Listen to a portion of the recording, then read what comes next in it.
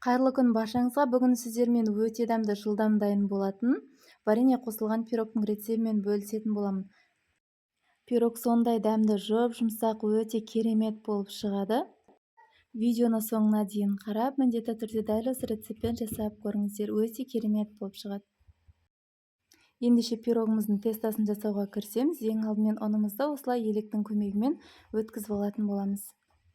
Үстінен 1 шай қасық разрыхлитель және де бөлме температурасындағы сары майымызды салып, қолымыздың көмегімен крошки жасап алатын боламыз. Міне бізде қамырымыз дәл осындай болып шығады.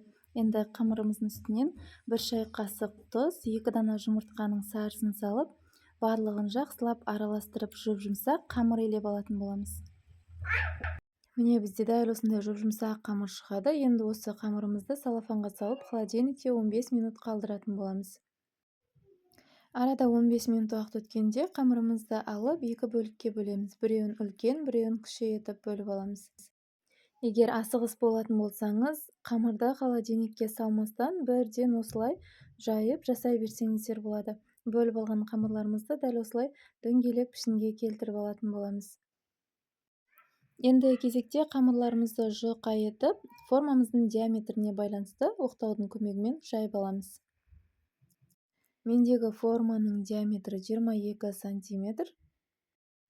Міне қамырымызды дәл осылай жұқалау етіп жайып аламыз. Енді осы қамырымызды жаңағы формамызға саламыз. Форманың ішін майлаудың қажеті жоқ, себебі біздің қамырымыз өзі майлы қамыр, жабысады деп қорқудың қажеті жоқ.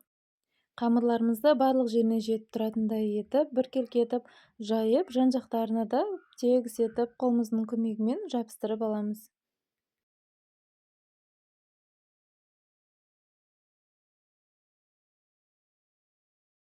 Құрамында разрыхлитель болғаны үшін қамырымыз ісіп кетеді. Сол үшін де піскенде қатты ісіп кетпес үшін шанышқының көмегімен қамырымызды осылай тесіп шығатын боламыз. Мен дәл осындай джем қолдандым. Егер қаласаңыздар, әртүрлі басқа да варенье түрлерін қолдансаңыздар болады.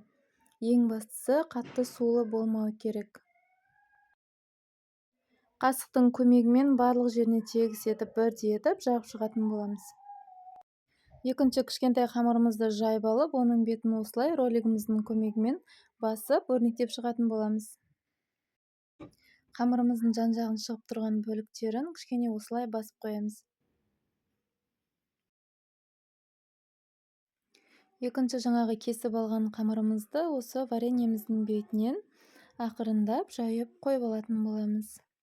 Міне барлық жеріне толығымен қойып алдық. Енді алдын ала қызып тұрған 180 градус пешімізде қызарғанға дейін пісіріп алатын боламыз. Міне қараңыздар, біздің пирогымыз дайын. Қандай әдемі, өте керемет болып пісіп шықты. Жасалу өте оп-оңай. Ең бастысы бір жасағаннан ақ шығады. Міндетті түрде дәл осы рецептпен жасап көріңіздер. Менің YouTube каналыма тіркелмеген болсаңыздар, подписация басып, каналыма тіркеліп қойыңыздар және де жанында қоңырауша белгісін басып қойыңыздар. Қараңыздар, пирогымыздың іші қандай әдемі болып піскен. Видео рецепт сіздерге пайдалы болған болса, видеоға лайк басып, пікір қалдырып, қолдап қойыңыздар.